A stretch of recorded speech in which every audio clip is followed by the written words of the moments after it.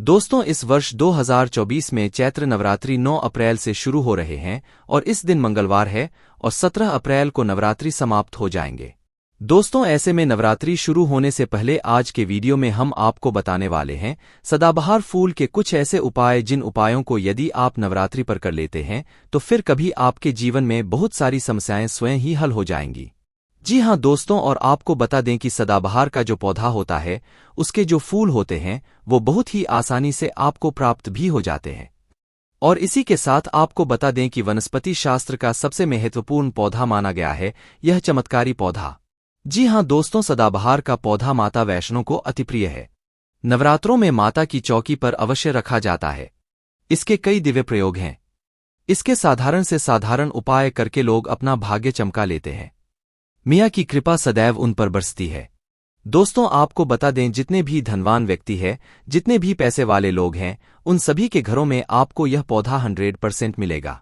और दोस्तों, आपको बता दें कि सदाबहार का जो पौधा होता है उसमें कई फूल खिलते हैं। इसी के साथ आपको बता दें कि सदाबहार का जो पौधा होता है वह बहुत आसानी से उग जाता है और इसे कहीं पर भी आप बहुत आसानी के साथ उगा सकते हैं। दोस्तों, आपको बता दें सबसे बड़ी बात कि यह जो सदाबहार के रंग बिरंगे फूल हैं ना, ये आपकी किस्मत को बदल देंगे, आपकी किस्मत को रातों रात चमका देंगे। जी हां दोस्तों, जिस तरह से यह रंग बिरंगे फूल होते हैं और जैसे यह रंग बिरंगे कलर के होते हैं उसी तरह से यह तुम्हारी जिंदगी में भी रंग बिरंगे रंग भर देंगे। दोस्तों, आप एक बार इस पौधे के उपाय को जरूर आजमा कर देखें और इसके लाभ भी आप स्वयं देख लेंगे। अगर आप भी अपने जीवन में बहुत मेहनत करते हैं, बहुत प्रयास कर रहे हैं, जिंदगी में सफल होने का मगर सफल नहीं हो पा रहे हैं, बार बार आपको असफलता का मुंह देखना पड़ रहा है, आप बार बार निराश हो रहे हैं, तब तो आपको यह उपाय जरूर ही कर लेना चाहिए।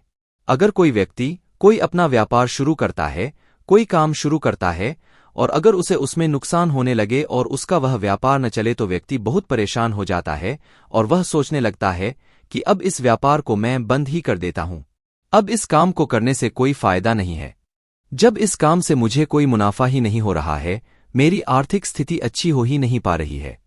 फिर व्यक्ति परेशान होकर सोचता है कि चलो हटाओ, रहने दो, इस काम को अब हम हटा देते हैं, बंद कर देते हैं, कोई दूसरा काम कर लेते हैं और इसी तरह से व्यक्ति काम भी बदलते रहते हैं।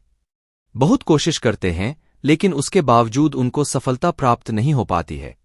जैसा वह चाहते हैं उनकी मनोकामना पूरी नहीं हो पाती है, उनका व्यापार नहीं चल पाता है।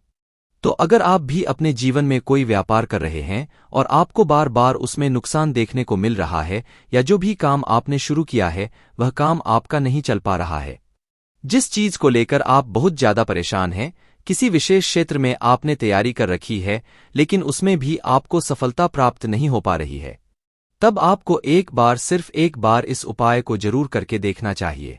आप इसके परिणाम और इसके लाभ, इसके चमत्कारी लाभ आप खुद देख लेंगे। इसी के साथ दोस्तों, इस उपाय को वो लोग भी कर सकते हैं जिनके सर पर बहुत ज्यादा कर्जा हो गया है या जिसने किसी से बहुत ज्यादा उधार पैसा ले लिया है और वह उस उधार को चुकाने में सक्षम नहीं है, चुका नहीं पा रहे हैं। लेकिन कभी कभी होता यह है कि व्यक्ति चाहे कितनी भी मेहनत कर ले उसके बाद उसको सफलता प्राप्त नहीं हो पाती है।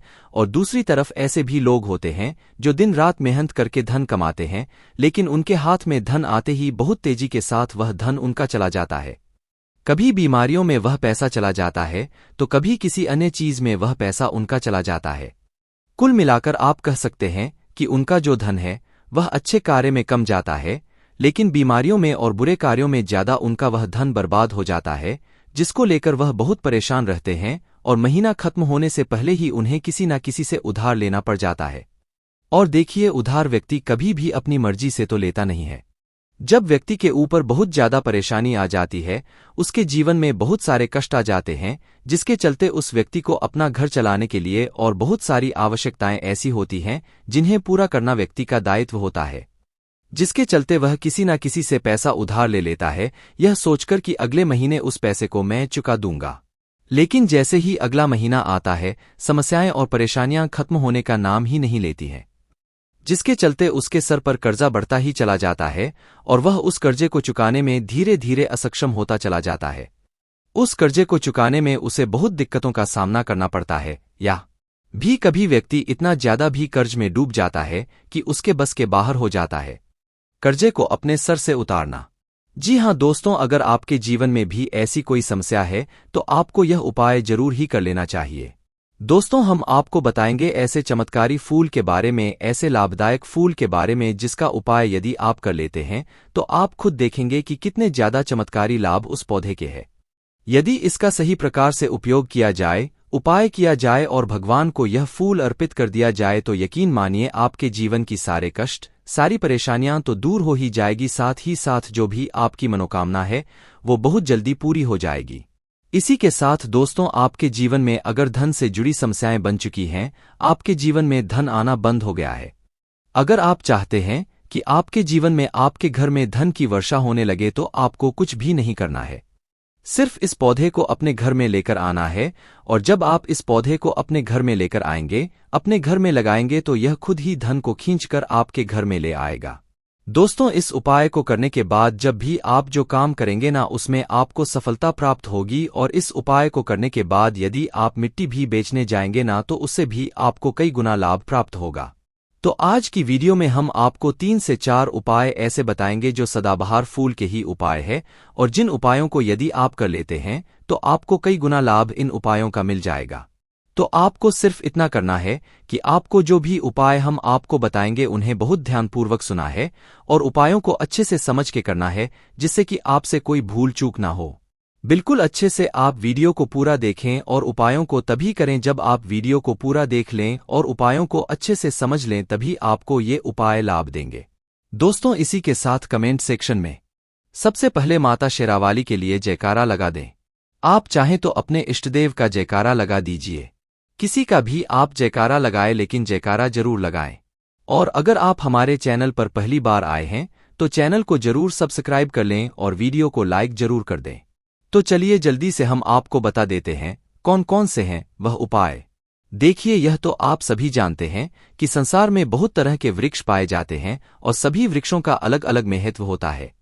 उन्हीं में से कुछ पेड़ पौधे, कुछ वृक्ष ऐसे होते हैं जो देवी तुल्य होते हैं। मतलब कहने का है कि जिन्हें देवी का दर्जा प्रदान किया गया है, जिन्हें देवताओं का दर्जा प्रदान किया गया है। जैसा कि आप जानते हैं, तुलसी का पौधा हो गया, पीपल का वृक्ष हो गया, वट वृक्ष हो गया, ये सभी बहुत पूजनीय पौधे माने गए हैं। तो आपको बता दें कि कुछ वृक्ष ऐसे होते हैं जिनमें दैवीय शक्ति होती है, जिनके अंदर बहुत अलौकिक चमत्कार होते हैं। अगर बात कर लें पीपल के पेड़ की तो उसमें साक्षात श्री हरि विष्णु का वास माना गया है और समस्त देवी देवताओं का वास भी पीपल के पेड़ के अंदर माना जाता है। और अगर हम बात करें शमी के पेड़ की तो शमी का जो पेड़ होता है उसे शनि देव की तरह ही देखा जाता है। कहा जाता है कि शनिदेव का उसमें वास होता है। और अगर बात करें आंकड़े के पेड़ की तो यानी कि हम जब आंकड़े का पेड़ देखते हैं, उसे निहारते तो ऐसा लगता है कि गजानन को हम निहार रहे हैं। बेल का पेड़ हो गया जो कि बहुत ही पूजनीय है, ये आप भी जानते हैं। तो आपको बता दें कि हर पेड़ की अपनी अपनी दिव्य शक्तियां होती हैं, अपने अपने लाभ और अपने अपने चमत्कार होते हैं। अब मान लीजिए किसी भी पेड़ की जिनमें दैवीय शक्ति होती है, उनमें से किसी भी पेड़ की यदि हम सही प्रकार से पूजा कर लेते हैं, अच्छे से उपायों को कर लेते हैं, तो यकीन मानिए आप अपने जीवन की समस्त समस्याओं से छुटकारा पा सकते हैं और आप अपने जीवन में जो चाहे वो पा सकते हैं। बड़ी से बड़ी मनोकामना भी आप अपनी पूरी कर सकते हैं। और अगर हम बात करें सदाबहार के फूल की तो सदाबहार एक ऐसा फूल है जो सदा खिलता रहता है, हमेशा खिला रहता है। इसी कारण इसे सदाबहार का फूल भी कहा जाता है। और इसीलिए दोस्तों, ये जो सदाबहार का फूल है ये सदा के लिए आपके भाग्य को चमका सकता है, आपकी किस्मत को बदल सकता है। तो इस फूल के बहुत सारे लाभ, बहुत सारे चमत्कार है। हम आपको बहुत ही सरल शब्दों में बताने का और समझाने का पूरा प्रयास करेंगे जिससे कि आपको किसी समस्या का सामना ना हो, आप उपायों को बहुत अच्छे से समझकर अच्छे से कर सकें। आप चाहें तो इनको लिख भी सकते हैं और आप चाहें तो हमारी वीडियो को दोबारा भी देख सकते हैं, आपको उपाय अच्छे से समझ आ जाएंगे। तो देखिए, अगर बात करें सदाबहार के फूल की, उस पौधे की, तो सदाबहार के 2 रंग के फूल होते हैं। एक फूल होता है सफेद रंग का और वहीं दूसरा जो फूल होता है वो होता है गुलाबी रंग का। आपने देखा भी होगा हल्का गुलाबी रंग का फूल होता है। तो आपकी जानकारी के लिए बता दें कि सफेद रंग का जो सदाबहार का फूल होता है वो माता लक्ष्मी को प्रसन्न करने के लिए बहुत ही कारगर फूल है। बहुत ही ज्यादा माता लक्ष्मी को वो फूल पसंद है। और गुलाबी रंग का जो सदाबहार का फूल होता है वो भी माता लक्ष्मी को अति प्रिय होता है, क्योंकि गुलाबी रंग तो माता रानी का सबसे ज्यादा प्रिय रंग है। तो जब आप सदाबहार के इन फूलों का कोई उपाय करते हैं तो इसका मतलब है कि धन खींचने की चाबी आपने अपने पास रख ली है। धन खींचने का पौधा अब आपने अपने घर पर लगा लिया है। इसी के साथ दोस्तों आपको बता दें कि शिव जी को सफेद रंग का जो सदाबहार का पुष्प होता है, जो फूल होता है, शिवजी को सफेद रंग का सदाबहार का पुष्प बहुत ज्यादा प्रिय होता है। यदि आप इस सफेद रंग के पुष्प को शिवजी को अर्पित करते हैं तो आपके जीवन की बहुत सारी समस्याओं से आपको छुटकारा मिल जाएगा और आपके जीवन में जो भी राहु केतु का दोष है वो भी पूरी तरह से समाप्त हो जाएगा। तो जब भी आप इस सफेद रंग के पुष्प को शिवजी को अर्पित करें या माता रानी को अर्पित करें तो आप अपनी मनोकामना बोल दें। आपकी कैसी भी मनोकामना है वो जरूर पूरी हो जाएगी। और यदि आप इस सफेद रंग के पुष्प को शिवजी को अर्पित करते हैं तो शनिदेव भी आपसे बहुत प्रसन्न होते हैं। अगर आपके पास सदाबहार के पुष्प है, आपके घर में कोई पौधा लगा है तो बहुत अच्छा है, लेकिन अगर आपके घर में सदाबहार का फूल नहीं है, पौधा नहीं है, तो आपको अपने आसपास ये बहुत ही आसानी से प्राप्त हो जाएंगे। वहां से भी आप इन फूलों को ले सकते हैं। तो चलिए सबसे पहला उपाय हम आपको बता देते हैं कि आपको सफेद रंग के सदाबहार के पुष्प लेने हैं और किस दिन इस उपाय को करना है। आपको यह उपाय करना है शुक्रवार के दिन। तो दोस्तों आपको सफेद रंग के पुष्प तोड़कर लाना है और उनसे ही आपको उपाय करना है। तो उपाय आप कैसे करेंगे इस चीज को भी आप अच्छे से समझ लीजिए। तो देखिए, आपको सूर्यास्त होने से पहले पहले फूलों को तोड़कर लाना है। तो आपको कितने फूल तोड़कर लाने हैं? या तो आपको 27 फूल तोड़कर लाने हैं और या फिर आपको 21 फूल तोड़कर लानी है। अगर आप 27 फूल तोड़ते हैं तो उसका उपाय अलग है, और यदि आप 21 फूल तोड़कर लेकर आते हैं तो उसका उपाय अलग है। लेकिन हम आपको बताएंगे, तो इसलिए वीडियो में 6 से बने रहे और उपायों को अच्छे से समझें। तो अगर आप 27 फूल तोड़कर लाए हैं सफेद रंग के, ठीक है ना, सदाबहार के 27 फूल सफेद रंग के यदि आप तोड़कर लेकर आए हैं, जब आप 27 फूल सफेद रंग के सदाबहार के तोड़कर ले आएंगे, उसके बाद आपको अपने घर के मंदिर के पास आना है और आपको लेना है एक दिया और लंबी बाती का। आपको एक दीपक जलाना है। दीपक आप घी का जला सकते हैं। उसके बाद आपको एक लाल रंग का छोटा सा कपड़ा लेना है और लाल कपड़ा वहां मंदिर में आपको बिछा देना है। अब आपको मौली के धागे से लपेटकर इन फूलों की माला बना लेनी है। तो आपने जो 27 फूलों की माला बनाई है, उस माला को आपको माता लक्ष्मी को अर्पित करना है, उनको पहनाना है। लेकिन जब आप यह माला पहनाएंगे उससे पहले आपको 27 बार लक्ष्मी मिया के किसी भी मंत्र का जाप करना है। अगर आपको कोई मंत्र याद नहीं है तो आप बहुत सीधा सरल सा मंत्र ओम महालक्ष्मी नमः इस मंत्र का 27 बार जप कर लें। उसके बाद आप माता रानी को यह माला अर्पित कर दें। उसके बाद आपको माता रानी को कुमकुम या हल्दी का तिलक लगाना है और उसके बाद आपको महालक्ष्मी चालीसा का पाठ भी करना है और फिर उसके बाद आपको माता रानी की आरती करनी है। इस बात का ध्यान रहे कि जब आप चालीसा कर लेंगे उसके बाद आपने जो लाल कपड़ा लिया है उस पर आपको हल्दी से एक स्वास्तिक बनाना है और उस लाल कपड़े पर आपको जो स्वास्तिक आपने बनाया है उस स्वास्तिक के ऊपर यदि आपने 21 फूलों की माला माता रानी को अर्पित करी है तो 21 चावल के दाने आपको उस स्वास्तिक पर रखने हैं। और अगर 27 फूलों की माला आपने माता रानी को अर्पित की है तो 27 ही चावल के दाने आपको उस स्वास्तिक पर रखने हैं। लेकिन ध्यान रहे कि चावल बिल्कुल भी टूटा फूटा खंडित नहीं होना चाहिए और जब आप चावल स्वास्तिक पर डालेंगे तब भी आपको ओम महालक्ष्मी नमः का जप भी करना है। इसके साथ ही साथ अब जो माला आपने माता रानी को अर्पित की थी वही माला आपको इस स्वास्तिक के ऊपर रख देनी है। अब इसके बाद आपको माता रानी के मंदिर से सिंदूर लेकर आना है और आप चाहे तो घर का सिंदूर भी रख सकते हैं। अब आपने जो माला रखी है उस लाल कपड़े पर उस माला पर आपको वह सिंदूर छिड़क देना है। अब इसके बाद आपको उस लाल कपड़े की पोटली बना देनी है और इसके बाद दोस्तों आपको उस पोटली को उसी दिन, ठीक है ना, शुक्रवार के ही दिन रात्रि के समय में उस पोटली को रख देना है अपने धन रखने वाले स्थान पर अपनी तिजोरी में। दोस्तों आपको बता दें यह उपाय आपको रात्रि के समय करीब 8 बजे के आसपास आपको करना है।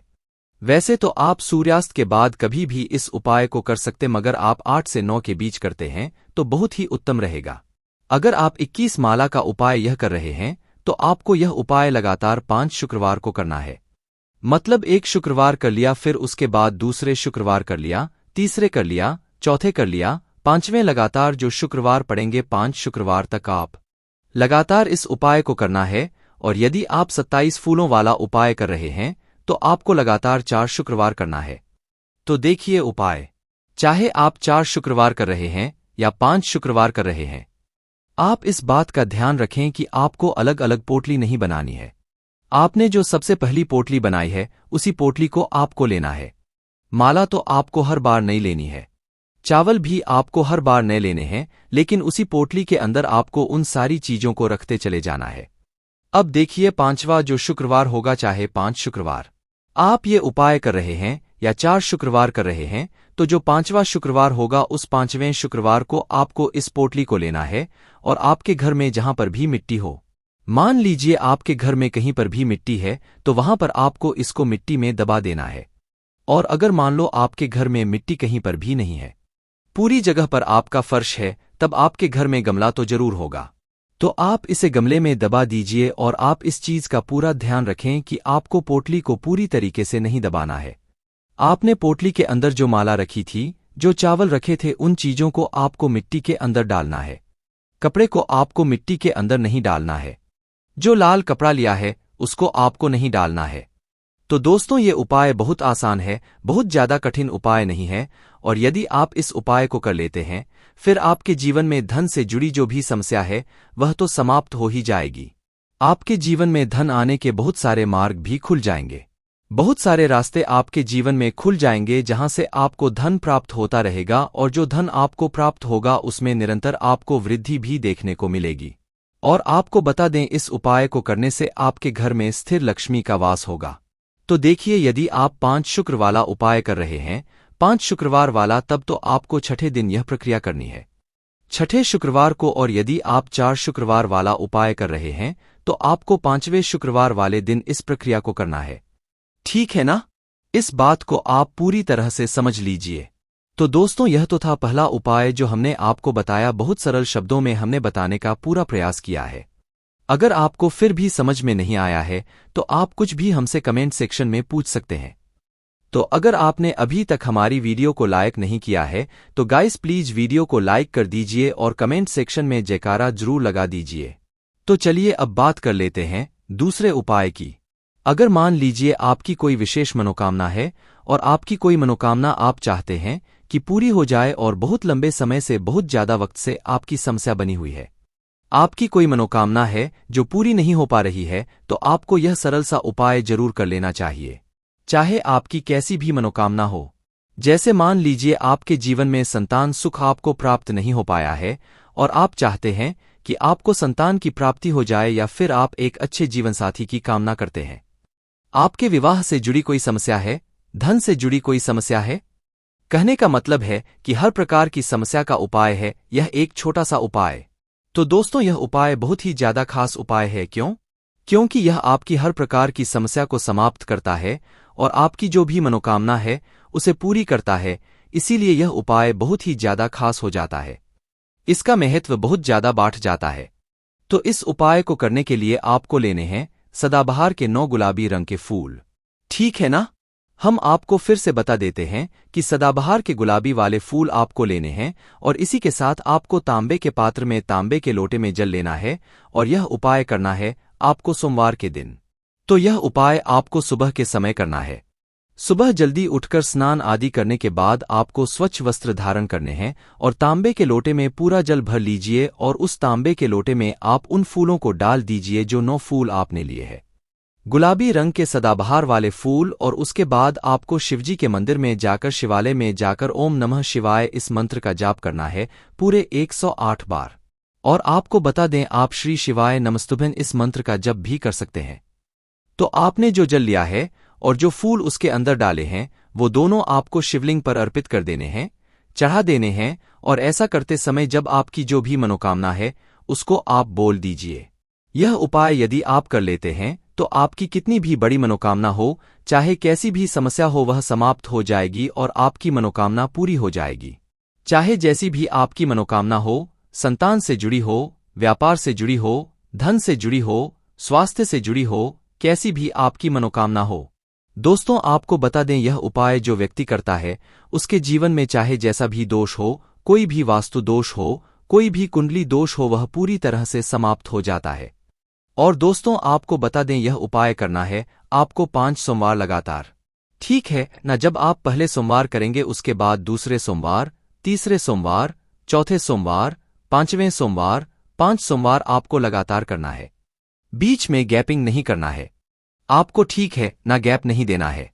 दोस्तों बात करते हैं कि यदि आपने यह उपाय सोमवार के दिन सुबह के समय किया है और 9 से 10 के बीच किया है तो आपको हर 100 बार को वैसे ही करना है जैसे आपने पहले सोमवार को किया है। इस चीज को आप विशेष करके ध्यान रखें। तो दोस्तों यदि आप इस उपाय को कर लेते हैं तो आप अपनी कैसी भी मनोकामना पूरी कर सकते हैं। इन छोटे सरल से उपायों को करके आपको अपने मन में पूरी सच्ची श्रद्धा और पूरा विश्वास होना चाहिए, तब ये उपाय असर करते हैं। दोस्तों आज की वीडियो में बस इतना ही, मिलते हैं आपसे एक नई वीडियो के साथ।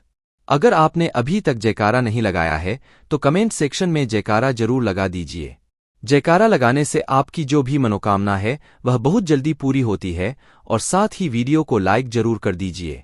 हमारे चैनल पर पहली बार आए हैं तो सब्सक्राइब करना ना भूलें। मिलते हैं एक नई वीडियो के साथ। हर हर महादेव, जय शिव शंभू।